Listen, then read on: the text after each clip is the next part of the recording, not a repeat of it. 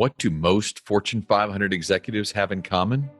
They learned important lessons on the fields and courts of their high school and collegiate sports teams. This is true for both men and women. Ernst & Young found that a whopping 94% of women holding a C-suite position played sports. Their wins and losses shaped their habits and who they would become. Join me on my journey to sit with some of the brightest executives in the world as we discuss how sports shape their professional trajectory. In partnership with Chief Executive Magazine, the voice of America's CEO community. I'm your host, Don Yeager, and this is Corporate Competitor Podcast. Okay, I am so excited about what we're going to get the chance to do today. With me for today's episode is one of the most influential women in the world, Dr. Condoleezza Rice. Dr. Rice was National Security Advisor for President George W. Bush during the September 11th terrorist attacks. She then became our country's 66th Secretary of State, only the second woman and the first Black woman to hold that position. And today, Dr. Rice is the director of the Hoover Institution, the Public Policy Center at Stanford University. In this episode, I'm excited to talk about how her influence has extended into the world of sports. Dr. Rice served on the inaugural college football playoff selection committee and was one of the first two women invited to join the world's most prestigious golf club, Augusta National. She has authored and co-authored 9 books, and today we are bringing her wisdom to you. I say all the time that people who became first weren't setting out to be first. Lee Steisinger, who I'd known in Birmingham, asked to see me for just a few minutes. And I said, "So Lee, why are you here?" "Well, I'm here because we'd like you to become a member of Augusta National." And couldn't say a word. After a little while, he said, "You are going to say yes, right?" And I said, "Sure." Dr. Rice, thank you so much for joining us.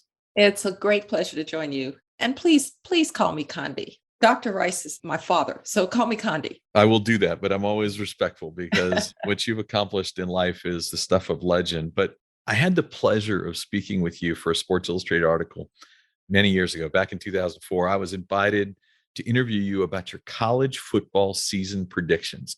Crazy thing to talk to someone of your significance about, but the president believed that I should ask you those questions. And when we published the piece, on one side of the 2-page spread, you made your picks, and on the other page was some guy named James Carville. Right. And at the end of the season, we actually noted in Sports Illustrated that you were far more accurate. Yeah. We're going to avoid the trash talk, but when you're looking at great teams, when you're thinking at the beginning of a season, here's what I think can be exceptional. What kind of things are you looking for? This has changed a bit because in the interim, I served for 3 years on the college football playoff committee. So you see things differently. Right. And I have to admit, I see things differently. Sitting in the room with great coaches like Ty Willingham and Tom Osborne and Barry Alvarez, you get a sense of how to look at teams a little bit differently. So I'm enjoying it even more these days. But I always look first and foremost for whether the team has an identity. Is there something that they can go to when they're down by 14 at the half? Is there something that they're going to establish early on? Because if they're constantly trying to be something that they're not, the personnel doesn't match up with what they're doing, then they're not going to be very successful. Teams that have an identity are the teams that are most successful. That's also true of organizations, particularly the larger they are. If they don't have an identity, then the harder it is for people to understand the culture, what's expected. And it's especially important when things are going badly. Secondly, are there leaders on their team who can bring out the best in others? I don't just mean the loudest guy on the team. Sometimes we associate leadership with just being loud, but really it's who has the respect, who would never ask things of somebody that they haven't asked of themselves, who gets to the film room ahead of everybody else and stays longer than anybody else. And it's one reason that young teams, it's kind of hard for them because they haven't really established that who's the leader. And it's not always the quarterback. Right. And my favorite team, the Cleveland Browns, Baker Mayfield is a leader, but I think Myles Garrett is really the essence of that team. Yes. And he, maybe more than anybody, has sort of changed the Cleveland Browns in the way that they think about themselves. And then finally, who did you play? Right. Have you subjected yourself to the toughest possible competition?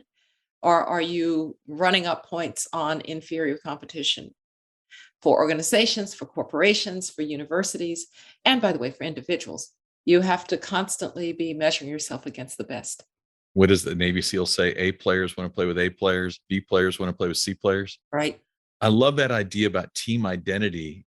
What's interesting is how often a really good team, a really good leader will shift that based on the talent that they have around them. Absolutely. Because whatever you're going to do, it has to match with the capabilities that are there. I think it was Don Rumsfeld who once said, I have to go with the army that I have. Right. You can't go with the team or the organization that you wish you had or that you would like to have. You have to go with the team that you have. And of course, the best organizations ultimately recruit to that identity. But it's really important that capabilities and expectations and what you're trying to do match up. I love it. Growing up, your father, Dr. John Wesley Rice Jr., coached high school football in Birmingham. And every week, you and your dad would watch your beloved Cleveland Browns and the Alabama Crimson Tide. Yes. You both also, in the summers, would race to the store to grab Street and Smith's Pro Sports Football Report so you could analyze offenses and defenses together. Is there a memory you have with your father of thinking through teams and what they might be capable of being? Oh, absolutely. And we would go through it page by page and we'd look at every team. My dad was an offensive lineman. He would say, watch the offensive line. And his view was that the most important down was actually second down. He always thought, yeah, first down's important. But if you haven't gotten yourself to 3rd and 1, 3rd and 2, because he was basically a 3 yards in a cloud of dust kind of guy. And I too prefer teams that really can run the ball. So when I'm looking for a team, I'm looking for a team that can control the line of scrimmage by running the ball. When I was on the committee, we had every statistic known to humankind at our disposal. I can imagine. But football is actually kind of a game of dominance. And it's not always time of possession. I think that's a kind of false stat sometimes. I remember the old Cincinnati Bengals of the early 1980s. Boomer Esiason and Right. Max Montoya. Oh, yeah. And Anthony Munoz. Oh, my gosh. Yeah. It was 8 yards and 4 yards and 12 yards on the ground. And they would go into what they call their attack huddle. They never had much time of possession because they were just plowing down the field. So I'm really a line of scrimmage kind of person who's dominating that line of scrimmage. That's what I want to see. There was one amendment to that, and it was my good friend Bill Walsh. Oh, my gosh. The West Coast offense was kind of a running game that looked like short passes. So that was probably the one exception to my dominate the line of scrimmage rule. Yeah. But I think the most exciting analysis that we ever did was when the first Super Bowl, called the World Championship, I think originally, between the Green Bay Packers and the Kansas City Chiefs. Neither of those was particularly our team, by the way. I was not a great fan of the Green Bay Packers, although I really respected Vince Lombardi. And we sat there and we analyzed and we analyzed. Interestingly, my father thought the Chiefs had a chance. And of course, they would go on to defeat the Vikings a couple of years later and really set off then the merger of the then two distinct leagues. We just thought that Max McGee was going to have a big game for the Green Bay Packers, and who knew? He did. That was one of my really great memories, was watching that first Super Bowl with my dad. I love it. You did an interview with Forbes a number of years ago in which you talked about when you were a young fellow with the Joint Chiefs of Staff, your first year there, you noted that you became more respected by your peers after a particular week in the football pool. Yeah. You dominated everybody else, but you had this great line: football is a language that transcends gender. Can you elaborate more on that story and tell us how your interest in sports has allowed you to enter conversations or be even in places that you might not otherwise have been? Sure. Well, at the age of 30, I had this fellowship to work for the Joint Chiefs of Staff, and I worked for the division that did strategic nuclear planning. They were the guys who wrote the single integrated operations plan for the employment of nuclear weapons. They were kind of serious people. Yeah. I was three things they'd never seen: female, Black, and civilian. The first day they said, the rookie makes the coffee. And I could have gotten all huffy about it and said, I'm a Stanford faculty member, I don't make coffee, but I made the coffee. Truth is, I make coffee so strong nobody can drink it. So it asked me to do that again. But the very next week I did, in September, win the NFL football pool. And that gave us something to talk about on Monday morning. Why were the Packers so flat? Or did you see the Cowboys play? They never seemed to be in playoff position, and et cetera, et cetera. It was a kind of bridging language. And we spend a lot of time these days talking about diversity and inclusion. Those are really important concepts. But I tell people who are different, if you're the different one, you can bridge back to others as well. They don't have to, quote, make you comfortable. You can bridge back to them. And in settings, if you need to break the ice a little bit, sports is really a great way to break the ice. It is that bridge. You're not kidding. Yeah. Your knowledge of this wasn't just the casual bridge. You were so good at it and knowledgeable that they did invite you to join the initial college football playoff committee. 13 people deciding who gets to play for the national championship. And you mentioned earlier that you suddenly had a new perspective. Do you mind sharing a little bit about how being in rooms like that changed a little bit about how you would see sports and maybe even some of the applications that you learned out of that? Well, I'd always been analytical about the game, at 6 years old. Oh, what are they doing, Condoleezza? Oh, Daddy, that's a trap block. Or, or they're setting up a screen, Daddy. So I knew the game in that way. But that was a committee that, for me, it was a trust, because we were about to realize the dreams, I think, of every college football fan going back for decades. I've described how outraged my father was when a man that I would come to love when I went to Notre Dame, but when Ara Parseghian went for the tie in that 66 game against Michigan State and Alabama gets shunted aside, Notre Dame wins the national championship. I remember my father just slamming down something and saying, we need a playoff. Wow. So I felt that I was kind of somehow asserting that those fans who had wanted a playoff, I had their responsibility in my hands. So I thought it was a very serious matter. It was a committee that worked really, really hard. You would go through the statistics and watch the games. I watched 12 games every Saturday. I watched another 7 or 8 on what's called coach's tape, the 45 minutes cut down. And then we would get on a plane on Monday, go to Dallas and debate. In those debates, I was somebody who understood and kind of loved the statistics, and there were a couple of others like that. But the coach's eye, I just came to be so respectful of the coach's eye. They just saw little nuances that were hard for me to see. And as they began to point them out, I started to look for them too. Small things like, how hard are they having to work against that pass rush? Are they having to chip the pass rusher? Are they having to double team the pass rusher? Is that opening up other avenues for the offense?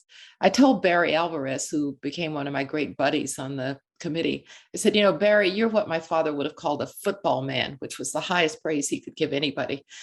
Learning from those coaches, I do now watch the game very differently. And I guess maybe just watching so many games, I see penalties before they are called, that kind of thing. So it's really fun. My mother was a musician. It was music with my mom. It was sports with my dad.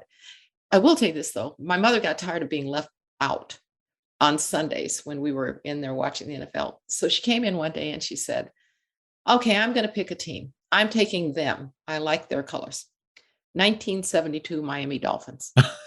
I like their colors. Every Sunday she would come in and she'd say, did they win? We'd say, yes. Did they win? Yes. And then from that time on, she was a captured football fan too. And so we would watch the games, not just with my dad, but my mom would also chime in. I'm sure there are a lot of teams that would hate it that they got picked for the colors. So I've never been in one of those rooms. Very few of us have in the world. But when you listen to the Monday morning quarterbacking after the conversations that you have, there seems to be some negotiation. Was there anything about the way people convinced each other that might be a lesson we could learn from that time? Well, let me say first that we had to get to consensus. So it's like jury voting. You have to talk about it. And if people have differing views, sometimes it was really obvious, but a lot of the time it really wasn't very obvious. The great thing is people would make their arguments. It was intense. It was never mean spirited. And I kind of got a reputation of helping people to see what the other person was saying, because that's what I did as a diplomat. As a You're playing diplomacy in the CFP room. Exactly. You have to kind of listen to everybody and try to figure out where the interest overlap is between what appear to be irreconcilable views. So I would sort of say, well, I was hearing Barry say this, and I thought I heard Tom say that, is it possible that this? And so I found myself being the diplomat in the room to help people figure out what was really being said. And you realize that if you're going to play the role of bringing people together, bridging differences, Right. you have to take your own ego aside for a bit and say, all right, I'm not going to try to impose my views here. My role here is to listen very carefully to everybody and to see if I can hear things that might suggest that there are common beliefs here or common ways of seeing this that aren't being recognized. Because sometimes a disagreement is just a disagreement. But sometimes a disagreement is because people are talking past each other, not just in that football room, but when I was doing diplomacy, the American Secretary of State walks in and everybody wants to hear what the American Secretary of State is going to say. That's been true since the end of World War II. And I'm sure Tony Blinken would tell you that that's the case today. But sometimes it's better for the American Secretary of State to sit back, hear what others are thinking, because once the American Secretary of State has spoken, everybody's reacting to that, not really putting forward their true views. In whatever room I've been in, including when I was in the football committee, it was to try to put my own views in the background for a little bit and hear what people were saying and see if I could help people to see that they might even be saying much the same thing. So just sit back and listen for a while. We had a structure, and I think they still do, where each member followed one Power Five team and one Group of Five team in pairs. The first year, for instance, I had the Big Ten and I had Conference USA. So you were responsible first and foremost for making sure that the reporting took place on every game that was relevant in those conferences. It meant that you really had to kind of do your homework, and you watched a lot of games that you probably would not have otherwise watched. And one year I had the Big 12. That was not the Big 12 of today. That was the Big 12 where it was kind of a video game. Basketball on grass. Exactly, where you put all your best players on offense, and then these poor defensive backs are back there kind of waving their arms. So when I would report on the Big 12 and the numbers were so big and the yardage was so big, we would have to go to the comparative perspective to look at why this might be happening. So I learned to look at games that way too, not just who's winning, but why are they winning and why are they scoring so much? And that's been really interesting. And I've continued to look at games that way. I love it. You mentioned the need for diplomacy in meetings.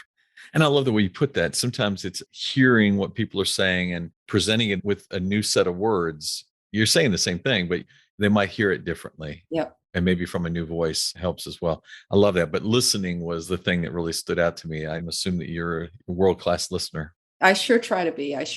And I try to get my students to be good listeners too. Sometimes, particularly with young college students, they want to raise their hand quickly and fast. And I say, I haven't even finished the question. Could you just, it is a lost art. Isn't it? Not only did you grow up watching and analyzing football, but you also were a competitor in your own sport. From the age of 6, you took to the ice to compete in figure skating. Yep. You're our first figure skater on the podcast. But competing can teach us a lot of things, including how to manage failure. And in an article, you actually described yourself as terrible at skating. That was your word. Yeah. Despite spending years waking up at 4:30, putting in the work. Can you share what lessons you learned from not just watching, but your participation in athletics? Well, I'm not being facetious. The first lesson I learned is pick the right sport. I'm 5'8". I've got 5'10" legs. Figure skating wasn't the right sport. And I can remember all the judges, whenever I would skate, saying, "You need a soft knee. Don't you think I'm trying to bend my knees? doesn't work for me. And many years later, when I picked up a tennis racket for the first time, I thought, oh, that was my sport. So the first clue is pick the right sport. Pick the right sport. But then if you find that you just love the sport, which is what happened to me with skating, and I would work very, very hard at it. And I'd have occasionally good performances, but more often than not, something that was for me disappointing. The great lesson is you have to get up the next day and try again. You have to keep going. It's a little bit like life. You can't let a bad outcome just defeat you for all time. When I watch the best athletes who are very, very good at their sport, they're able to put behind them the bad performance or the bad play and move on. And I watch a lot of college sports in particular, because here at Stanford, we have an outstanding program. I just love watching the way that whatever happens, they're back there the next day practicing and at it again. The other thing it teaches you is time management and discipline. I was also a pianist, so I had to find time for practicing the piano and performing there and skating and school. My father, when I was an adult, he said to me, "You're almost as busy now as when you were a teenager," because it was always some activity. So I learned to manage my time. And again, with college athletes, I very often find that they are the best time managers on campus because they have to get it all done. And then the final thing is that you can't just keep doing things that are easy for you. Hmm. Now, I'm learning this the hard way in golf these days because I'm really good off the tee. I'm long. I love to hit the ball off the tee. It was the first time I hit a driver that I realized I was going to love golf. And I'm a really good putter. Everything in between is kind of an adventure. So I've had to really spend time working on my irons. I've had to spend time working on my short game, which used to be a liability. It's still not an asset, but it's not a liability anymore. And so you learn that to be a complete athlete, you have to work on the things that you're not good at doing. We all, as human beings, love to do the things that we're good at doing because it feels good and it's fulfilling. But you have to identify the things that you're not good at and work harder on those than the things that you're good at doing. So what was the key? What did you do to make that short game get better? Practice. Just repetition? Just repetition. And I have a couple of friends who have really good short games, and I go and play little matches against them. After a while, you get tired of losing to your friends. So then you go out and get better. I like it. Good. We got a real competitor here. You know, I love the way you came to pick up golf. I read a story in USGA Golf Journal about how you picked up the game. Would you share it? Sure. I had never wanted to play golf. I was a figure skater and then I was a tennis player. I thought golf was boring. And 4 hours. Oh my gosh. And 4 hours of chasing a little white ball. Who wants to do that? I went on vacation to the Greenbrier the summer after I became Secretary of State with my cousin and some other ladies. And my cousin's husband was a golfer. And he gave her golf lessons at the camp at the Greenbrier. And he gave me buddy lessons so she would go. Sure enough, the first day it was hit 7 iron, 7 iron, 7 iron. I thought, yep, this is every bit as boring as I thought. And then the next day they let us hit a driver. All of a sudden, I was in love. I went back to DC. Now I'm Secretary of State. I have no time. But I went out to Andrews Air Force Base where they had golf courses. And I said to the pro, a man named Alan Burton, I said, you're going to have to teach me this on the course because I don't have time to go to a range. The good thing is when you're Secretary of State, they shut down the 6 holes in front of you and 6 holes behind you on an Air Force base. You get Secret Service running. They'll chase your ball down for you. Chase your ball down for you. But the best thing was my security detail was really comfortable because I was on an Air Force base.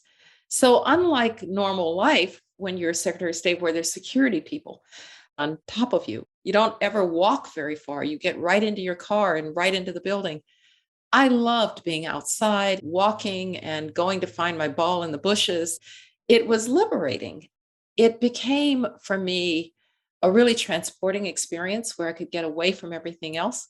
I knew that if I could just get the ball going forward, I was eventually going to move back to California, where the Stanford Golf Course is 5 minutes from my house, and I could take it up seriously. They've had a few amazing players on that course. They've had a few amazing players, the great Tiger Woods, Yes. the great Tom Watson, the great Sandy Tatum. Yep. And by the way, we continue to have great players in our women's teams. which won the title in 2015. Both the teams look really good, but the women look really strong this year. Wow, I love it. For a sport that you picked up so late, I mean, you became quite an important figure. In 2012, you became one of the first two women to be invited to join Augusta. Did you have any aspiration to want to go join Augusta, or did it just, I mean, how does a phone call like that come to be? I say all the time that people who became first weren't setting out to be first. Right. I had been to Augusta with George Schultz well before I could play Augusta because I could barely keep the ball in the air those days. But I love the place. I love the tradition of it.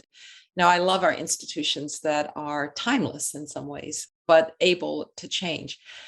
Lee Steisinger, who I'd known in Birmingham, actually came out and he asked to see me for just a few minutes. And I said, "So, Lee, why are you here?" And he said, "Well, I'm here because we'd like you to become a member of Augusta National." And I was just I couldn't say a word.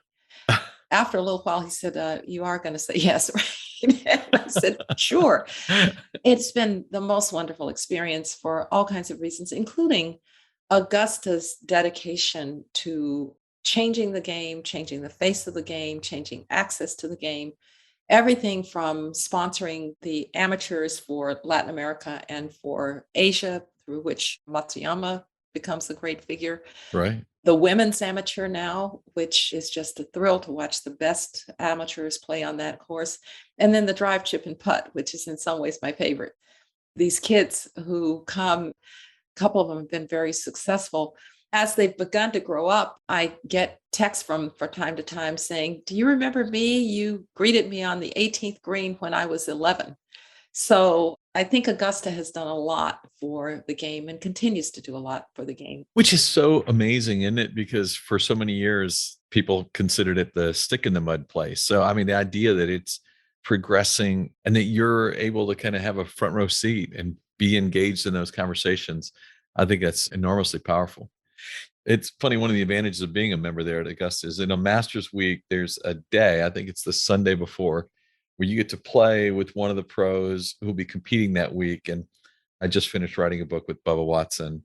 We actually had him on one of the podcasts, and he says there's nobody he enjoys the experience more with than you. I think you and Lee, Bubba, and Bubba's wife play. Yeah. He's a quirky soul. I can say that. Know him, love him as you do. But is there something you've learned playing with a guy like Bubba Watson? Well, I think it won't surprise it. The creativity is off the charts. He just sees things that nobody sees. It's actually made me want to be a little more creative with my game. So if you are behind a tree, maybe you don't have to just chip it out, maybe there's some way to turn it around. I kind of from time to time will bring my inner Bubba out, or my other great friend Phil, my inner Phil, and kind of go for it. He has a marvelous creative eye, but he's also so competitive. Even when he's playing with Lee against me and Angie, his wife, he really wants to win. At Augusta, when we were playing on number 4, which is a really long par 3, I hit maybe the best shot I've ever hit on that hole. And I was within 4 feet for birdie. Bubba gets up and hits it to 3. And I thought, you just had to do that, right? You just had to do that. But he's a wonderful spiritual person, Yes, he is. greatly religious person, wonderful family person, talks a lot about his kids. And he and Angie just have a wonderful relationship, wonderful marriage. She's really good for him. He's good for her. And I think they recognize it. She's a great athlete, by the way. Oh, WNBA player. Yeah. So it's fun to play with Angie too. She's the athletic part of our team. She's the athletic part of his family. I tell him that all the Yeah. time too. He's just a golfer. Yes. But your father, very accomplished in his life. Not only was he a football coach, but he was a 3-sport athlete in college, a minister, a teacher, even the dean of students at Stillman. What did you learn about leadership from him? My parents really taught me that it's great to have talents and gifts and resources, but if you're not reaching across and giving back, then it's not working. And, they were also religious and believed that it was a part of our religious obligation as well. My dad was somebody who really sought out people that he thought he could help and that he thought had leadership characteristics. Segregated Birmingham was not an easy place to be a teenager. I Mm. was younger in segregated Birmingham, but my father had this youth fellowship at his church.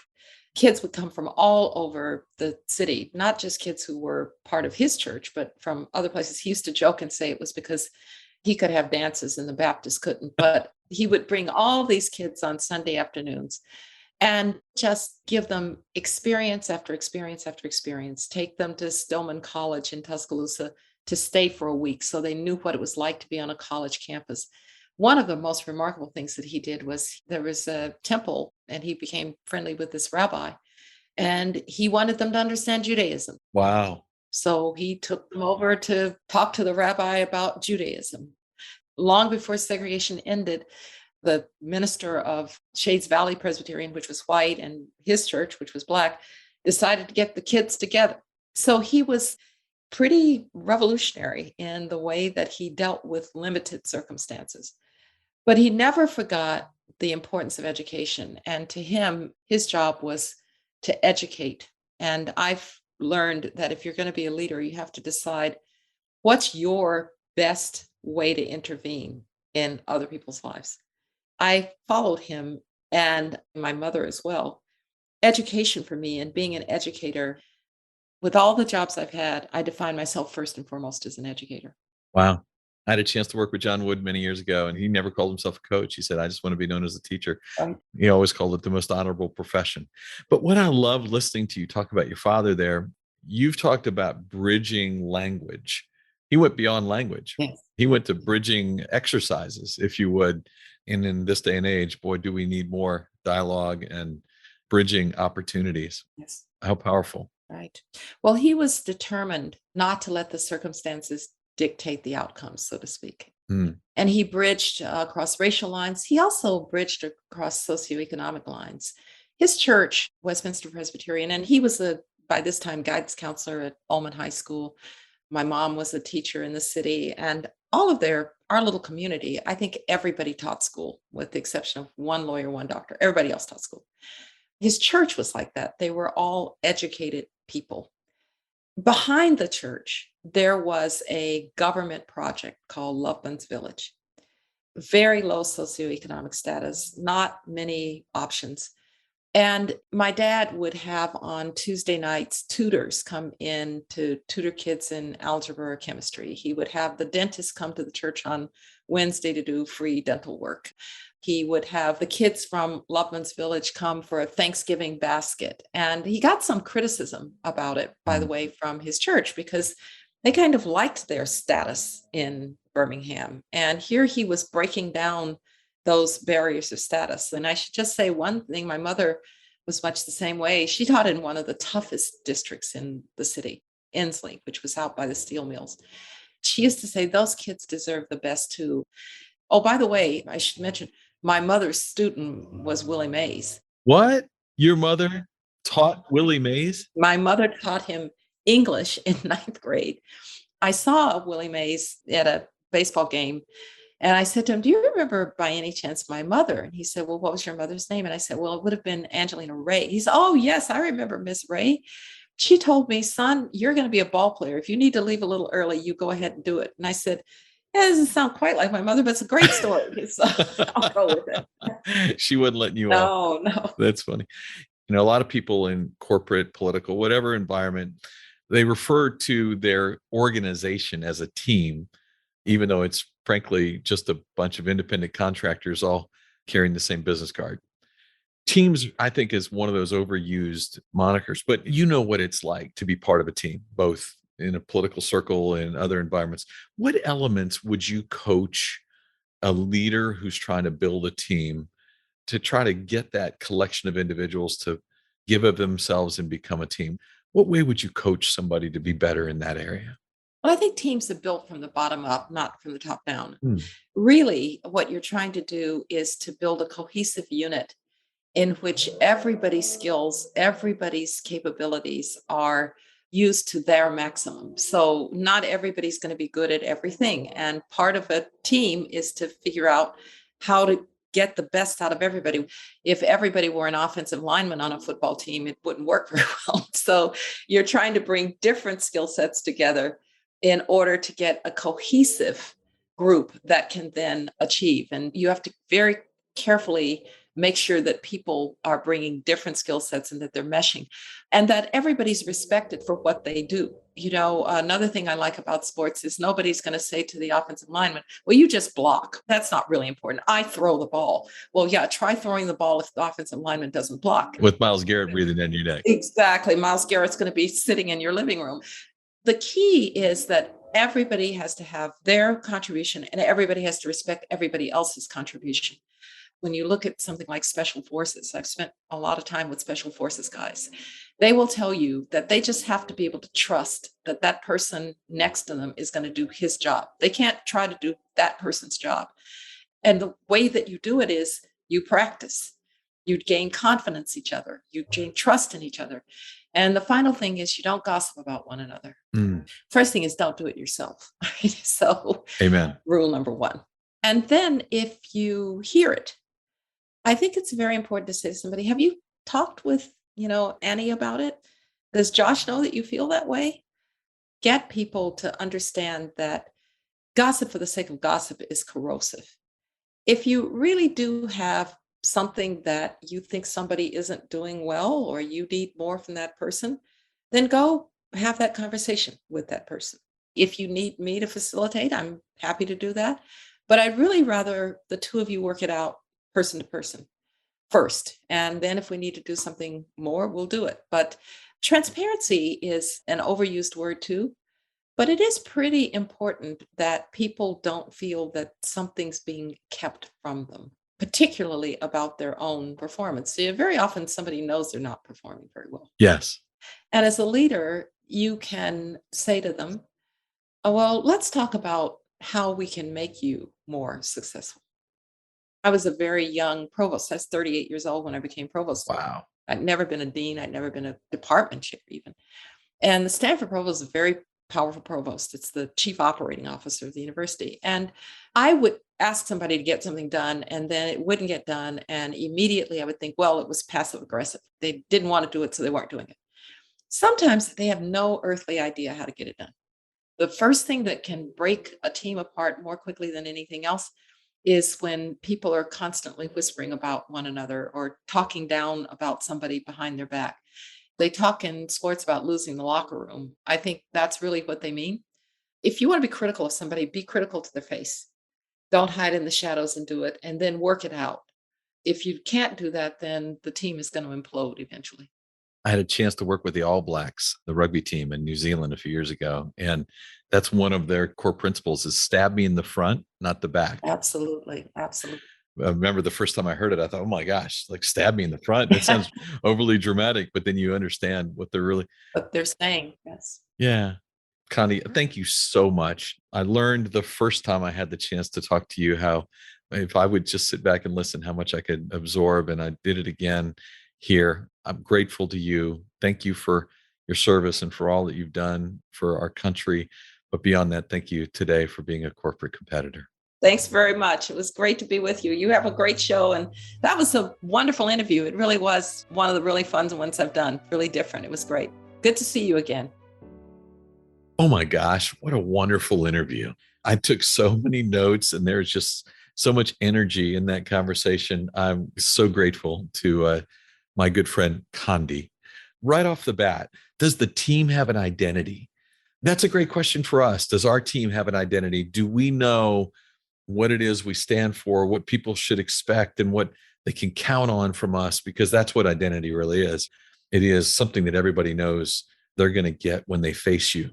The second one was when she talked about the importance of building bridging language into conversations, actually asking and even building out ways that she could help people understand each other in a room as impactful as the College Football Playoff Committee.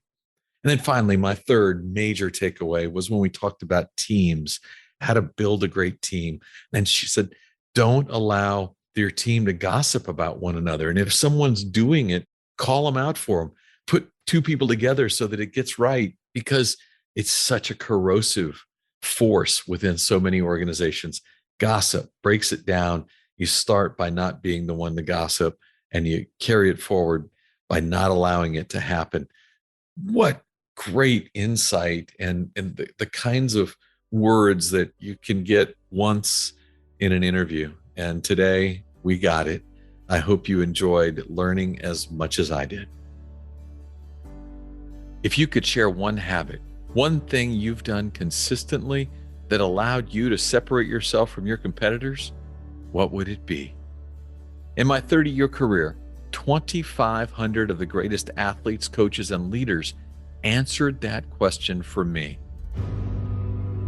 This is Don Yeager, who did that article I was telling you about. Don, Dave Sims with Coach K. How you doing? Hey, Don. How you doing, my man? Great, sir. What they gave to me is what I'm giving to you in my online course, Journey to Greatness. Through engaging storytelling and on-demand videos, you will learn the 16 habits that will jumpstart your personal growth. I will instruct you on how to apply these winning characteristics to your life through custom workbook exercises. We are slashing the price for our podcast listeners.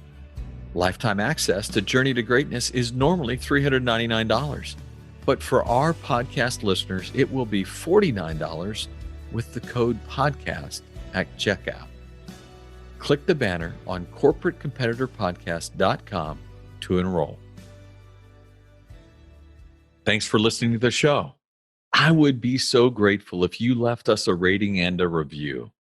We will be rolling out a new episode every Wednesday. To be the first to listen, subscribe to the podcast on our website, corporatecompetitorpodcast.com. Plus, as a thank you gift, you will receive a free chapter from one of my best-selling books on the habits of high-performing teams. Stay in touch by connecting with me on social media at Don Yeager, Yaeger, on Twitter, Facebook, Instagram, and LinkedIn. Until next week, I appreciate you.